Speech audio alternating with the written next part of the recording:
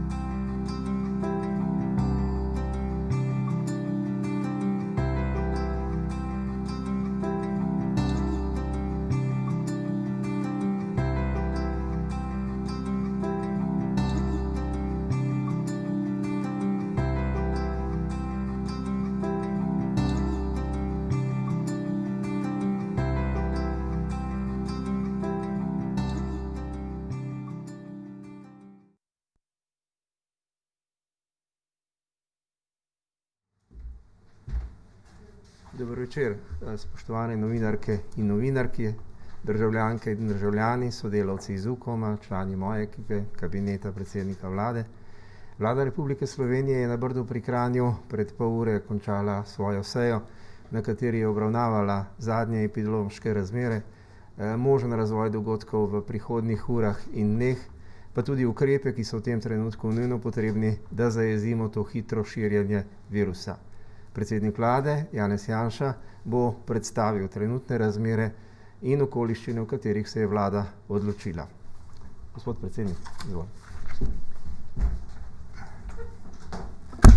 Hvala lepa, lep pozdrav, lep dober večer vsem skupaj. Kot rečeno, je Vlada Republike Slovenije obravnavala aktualno situacijo v zvezi z precej hitrim širjenjem koronavirusa v zadnjih dneh in tednih, ocenila položaj in sprejela ukrepe, ki pač ustrezajo temu položaju. Trenutno smo pravzaprav nekje med oranžno in rdečo fazo.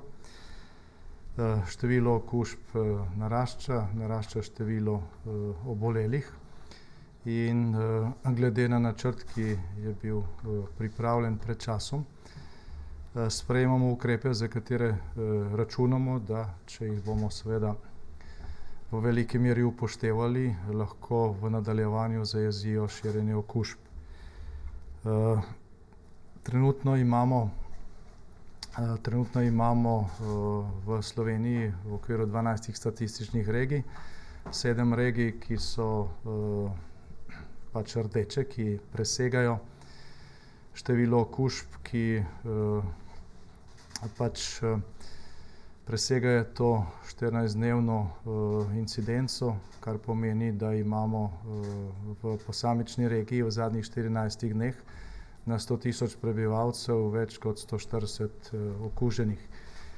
5 regij je še v oranžni oziroma rumeni barvi in Vlada Republike Slovenije se je odločila, da nekatere ukrepe sprejme za celotno državo, nekatere ukrepe pa selektivno glede na situacijo v posamičnih regijah. Ukrepi, ki so bili danes sprejeti, ki bodo jutri objavljeni v Uradnem listu, bodo v veliki večini začeli veljati v petek, nekateri pa v ponedeljek. Najprej naj naštejem ukrepe, ki bodo veljali za celotno državo, se pravi za vseh 12 statističnih regij.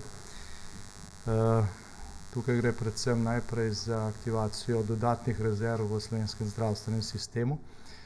Deloma so bili ukrepi, ki to zagotavljajo, predstavljeni že tekom današnjega dneva. Nekateri bodo pojasnjeni jutri. Potem gre za omejitev neposrednega dela v šolah. Od ponedeljka naprej bo pouk v osnovnih šolah od razrednega pouka dalje se pravi od 5. razreda dalje, potekal nadaljavo.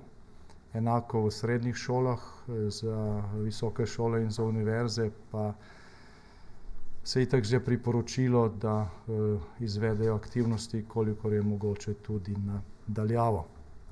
Potem so redno planirane tako imenovane krompirjeve počitnice in v tistem tednu bomo pač presodili, ali je potrebno te ukrepe, se pravi učenje na daljavo, podaljšati, eventuelno sprostiti ali dodatno zaostriti, odvisno od situacije, ki bo pač takrat. Računamo pa, da bo ta 14-dnevni break omogočil, da se situacija stabilizira ali pa da se mogoče trendi že vsaj delno obrnejo navzdol. Med ukrepi, ki bodo veljali seveda za vse, je tudi možnost podaljšanja turističnih bonov v veljavnost v naslednje leto. V okviru zakona, ki se ravnokar obravnava in se bo jutri sprejemal v Državnem zboru, gre za 5. protikorona paket, bo dodana možnost, da vlada veljavnost turističnih bonov podaljša po oceni situacijo, ki jo bomo seveda naredili. Glede na omejitve, ki že veljajo in ki še bodo stopile veljavo v prihodnjih dneh, naj tisti, ki turističnih bonov pač niso uporabili, ne bodo v strahu, da bo rok potekel in da te možnosti zanje v naslednjem letu ne bo. Za rdeče regije trenutno je nad tem indikatorjem 140, kar 7 slovenskih statističnih regij, pa bodo praviloma od petka dalje, potem ko bodo jutri objavljeni v Uradnem listu, veljali naslednji ukrepi. Začasna prepoved vseh prireditev in zbiranj nad 10 oseb, omejitev nekaterih storitvenih dejavnosti, omejitev določenih športnih aktivnosti, omejitev gibanja med regijami in ta omejitev bo veljala za regije nad 140, se pravi za regije, ki so obarvane rdeče. In za te regije bo uvedeno tudi obvezno nošenje zaščitnih mask povsod, tudi na prostem, razen ob predpisanih izjemah. Ker se zavedamo, da ta začasna delna omejitev gibanja ali pa nekaterih ukrepov na statistične regije sama po sebi ne more biti dovolj natančna, ker nekatere statistične regije so precej velike in problem predstavljajo predvsem posamični izbruhi, tudi v teh regijah, ki so sicer v celoti statistično dobro, niso v rdeči barvi. Tako da imamo tudi v teh regijah recimo občine, ki če bi upoštevali ta indikator samo zanje, presegajo to mejo in so v bistvu rdeče. Skratka, pozivam oziroma prosim župane v teh občinah, da v okviru svojih pristojnosti za občinske prostore, občinske objekte sprejmejo podobne omejitvene ukrepe, kot veljajo v rdečih regijah, samo za svojo občino. Na ta način se lahko izognemo kasnejšim zaostritvam oziroma ukrepom, kot smo jih poznali spomladi, ko je bilo potrebno omejevati gibanje ali pa sprejemati določene ukrepe na ravni vseh občin v državi. Zdaj, to je bil precej oster, drastičen ukrep in temu se lahko izognemo tako, da združimo moči v okviru pristojnosti, ki jih ima vlada, in v okviru pristojnosti, ki jih imajo oziroma jih imate na lokalni ravni. Zdaj apeliram tudi na vse tiste, ki doslej še niste naložili te prostovoljne aplikacije za sledenje okužbam oziroma za opozarjanje pred rizičnimi stiki, da to naredite. V preteklih mesecih, od maja naprej, sem večkrat opozarjal na to, da se bomo ukrepom podobnim, kot smo jih morali sprejemati spomladi, lahko jeseni izognili predvsem, če bomo uveljavili aplikacijo, ki jo bo uporabljala večina oziroma ki jo bomo uporabljali vsi, ki imamo tako imenovane pametne mobilne naprave oziroma telefone. Tega zaenkrat v zadostni meri še nismo storili in ta aplikacija ne daje takšnih učinkov, kot bi jih lahko, kljub trudu tistih, ki so jo pripravili in tistih, ki jo skušajo v državi popularizirati. Zdaj, na podlagi ocene, ali pa ocen, ki smo jih sprejemali danes, lahko rečem, da se je v preteklih tednih pravzaprav večina, v zadnjem času lahko rečem velika večina državljanov držala omejitev, ki so predpisane priporočil stroke Nacionalnega inštituta za javno zdravje, da pa v tej situaciji, ko je virusa veliko, ne samo pri nas, ampak tudi okoli nas, ko so praktično vse evropske države v rdeči barvi, to ne zadostuje.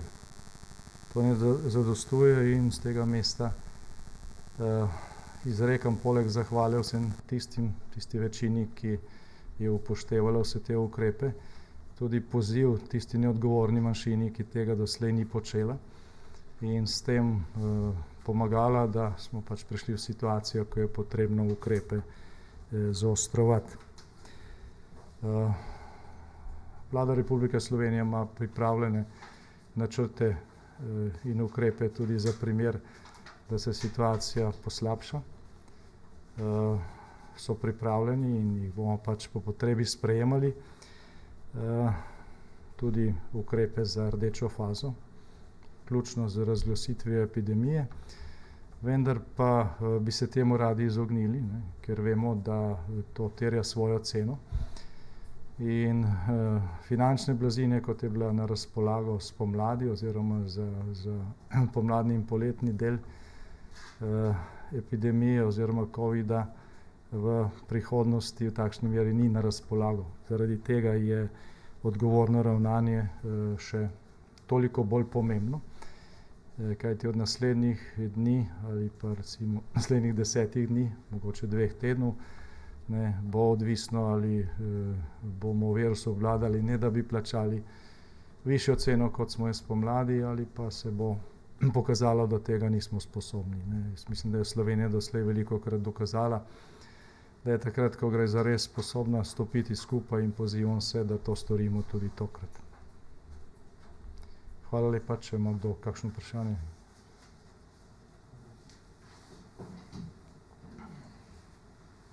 Dober večer, Žiga Bonča z Televizije Slovenija. Predvidevam, da bodo vse podrobnosti predstavljene jutri. Me pa zgolj ena zanima, kako je s prehajanjem med posameznimi regijami, ki so uvrščene na rdečem seznamu. So kakšne izjeme predvidene? Ja, kot ste rekli, bo jutri, mislim, da ob 11. novinarska konferenca, kjer bodo pristojni ministri podrobneje pojasnili ukrepe iz svojih resorjev oziroma iz svojih pristojnosti. Jutri bodo vsi ti akti tudi objavljeni. Zdaj, kar se tiče prehajanja med regijami, naj povem to, da bodo seveda oziroma so že v odloku sprejete izjeme, ki so praktično enake, kot so bile izjeme, ki so veljale spomladi za prehajanje preko občinskih meja. Se pravi, vse tisto, kar je nujno, bo še vedno potrebno, bo tega manj, ker so te omejitve seveda bistveno manj ostre in ker tudi ne gre za zapore v celi državi. Tudi najmanjša statistična regija v bistvu na svojem ozemlju ponuja praktično vse storitve. So pa seveda primeri, ko nekdo živi v eni regiji, dela v drugi, to je pač izjema pri gibanju, vse nujne storitve, skratka vse tisto, kar je nujno za neko normalno življenje, je predpisano kot izjema, tako kot je bilo spomladi.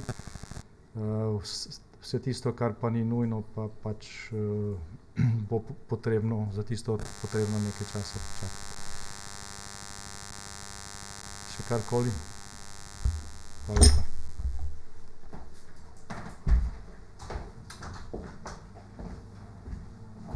Hvala lepa predsedniku za njegovo predstavitev in odgovor na vprašanja.